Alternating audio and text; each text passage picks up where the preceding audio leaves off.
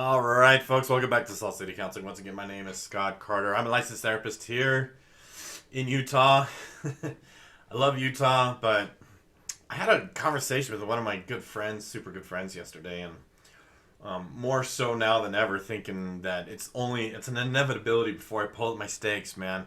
So I don't know where. So what are some amazing places to live? Maybe you can help a brother out. Leave a comment in the section below. Where do you love to live? This is a relationship video. If you're new here, I hope that you will subscribe. I'm determined to kind of provide some content in regards to like what is going to help your relationship be a good one versus not so good one. Quite frankly, the vast majority of relationships that I encounter personally and professionally, they're like competitive in nature. There's a competition, there's a power struggle. It's not a cooperative effort. And frankly, this is one of the reasons why I'm personally, like on a personal level, really discouraged with dating, really discouraged with relationships. To me, it's not worth it. It's not really worth it anymore to like try and pursue some sort of adversarial, like competitive relationship. So in this video, I'm going to talk about one of the most underrated relationship skills.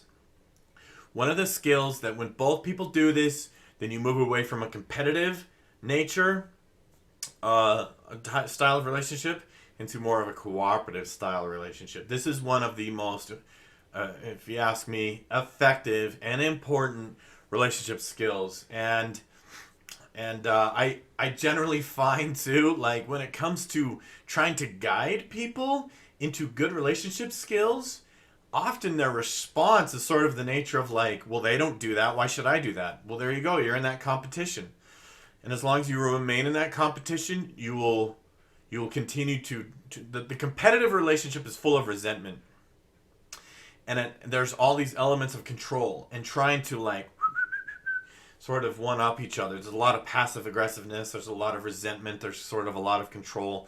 And I find that a lot of these people in these types of competitive relationships, they have a lot of like odd, strange, almost irrational beliefs about relationships, about their partner, their role as a partner. And so I am determined to kind of provide some content to maybe try to help iron some of this stuff out, man. Sort of straighten this stuff out. Things to look for in a relationship where it's like, do you want this to be a success, right? Do you want this relationship to be a big success, or do you, right? Actually, I'm going to do another video about like deliberate intentions. This is super important too. Stay tuned for that. I hope that you will subscribe. Let me get some housekeeping out of the way, and then I'm going to talk about what I believe is probably the most underrated relationship skill. If you're new here, please hit subscribe, man. Share the video if you like it. You know what to do. I don't have to go through it.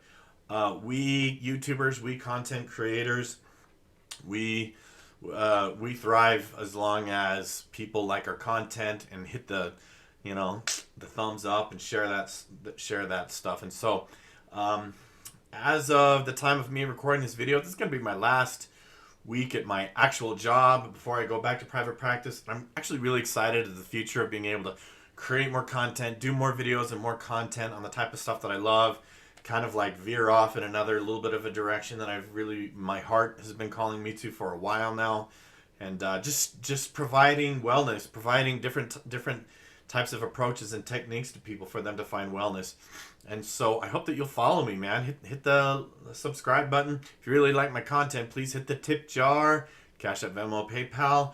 I love viewer questions, so feel free to ask a therapist. You can ask about mental health, high conflict situations, whatever, right? So, and I'll do my best to get to those.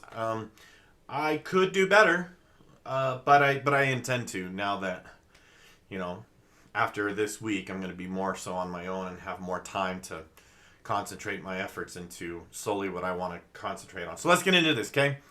Without further ado, what is the most, in my opinion, underrated relationship skill? And that is taking personal accountability for your actions, okay? What I see a lot of people do is blame each other, okay? And that creates a competition. It creates resentment. The relationship becomes adversarial, right? And it's my bad behavior is your fault. You're supposed to know better.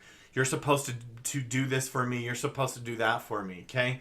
Now, the relationships that are co-op are relationships where, because here's the thing, if your partner feels blamed, or like held responsible for your problems, they're gonna dislike themselves, and they're going to resent you. They're gonna resent your relationship. You're just gonna be in this adversarial, in this competition, and then you just drive apart, and then you're trying to one up each other, and then you're trying to control each other, and this act of taking your own personal accountability it's multifaceted, right? It's taking accountability for your own actions, for your own behavior, for your own thoughts, for your own feelings, for your own reactions. Apologizing when you need to apologize, right? Because people, here's the thing, is when people go into a relationship, they often go in with the mindset of this person now exists to please me. And if you go into it with that type of mindset, you're just going to create this adversarial dynamic, okay? And the thing is your partner is 10 times more likely to support you and love you when you're taking that accountability. And one of the reasons why is because taking accountability is a vulnerable act. When you are vulnerable, when you act in a vulnerable way, you become endearing, right? There's a part of you that suddenly, when we see the real you, right? Because I really buy into this idea that there's like a true self and a false self. That vulnerability and taking accountability is the true self, right? And even if it's rough around the edges and it's kind of been there, done that, and it has a few bumps and bruises, in the end, right? It's 10 times more attractive to see this person in their vulnerability and saying, hey, listen, I'm sorry. I reacted and I shouldn't have. That's on me. I'll do better. I'm committed to do better. I'm sorry I hurt your feelings. I care about you. That's not something that I ever want to do again, but I know it'll happen, but I hope that we can just grow together, right? And those types of conversations and approaches to a relationship tends to create a cooperative. Now, have you ever had a partner apologize? Say, I'm sorry? Everybody oversteps. Everybody loses their temper. Everybody says things they don't mean.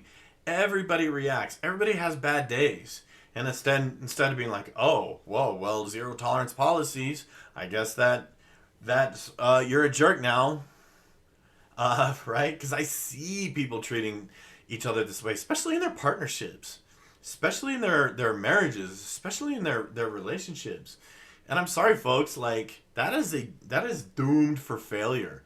Okay, so when you're taking accountability, it's like you're more responsible for your actions and your emotions than they are. You're more responsible for communicating what you need and what's important to you, rather than them being more responsible to just know or to read your mind or whatever the case may be, right? And when you take accountability, right, that's why apologies are important. It's that accountability piece. I'm sorry, I'm acknowledging that my behavior is poor, and that's on me. I'm committed to do better. And man, it's so much easier to be able to connect and love your partner when they're willing to be vulnerable with you. Honestly, I see these relationships where people are like married or whatever, and they're unwilling to be vulnerable with each other. And I have to question, right? Like, what is your motivation for being married?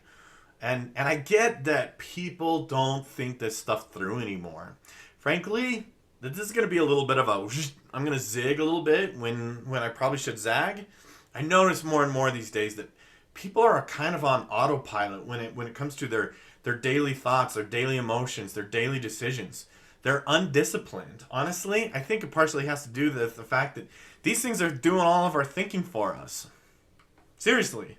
Like, the other day I heard about something that your phone does now where it remembers where you parked. Like, or just use your memory. And granted, okay, it's one thing to park at Disneyland and be like, okay, where's the car? Right? This parking lot that's like 6 acres or something. That's another thing to like be at the grocery store. Just be like, yeah, I'm right there. I'm by that grocery cart corral, right? And so I feel like as a result of all this, like our devices and the internet is doing all of our thinking for us, we have just become really undisciplined. In like, are you going into a relationship? Do you want it to be successful? What does success mean? I'm going to talk about deliberate intentions in your relationship in my next relationship video. So make sure that you like, subscribe, Hit the notification bell. You'll see when that video comes up. I'm going to record it as soon as I'm done with this one. I'm going to publish it a week later. Okay, so make sure that you subscribe. I'm looking forward to bringing more content like this to you. So thank you for watching. Go take some accountability. Measure your willingness to be vulnerable. What is your vulnerability threshold? If you have a low vulnerability threshold and you're not willing to inch that up, even for the most important relationship in your life, frankly, you're not relationship ready. It will not go well. I mean, that's just kind of the truth, man. So, anyways, thanks for watching. Go take some accountability, man. Like, you know what? Here's another note. If you recognize that you have kind of fallen into this pattern, your relationship has become like adversarial and competitive in nature, and you want to reverse this, because it can be, right? Then you need to take some like radical and exceptional accountability. Go read Jocko Willink's what is it? It's radical accountability or something like that.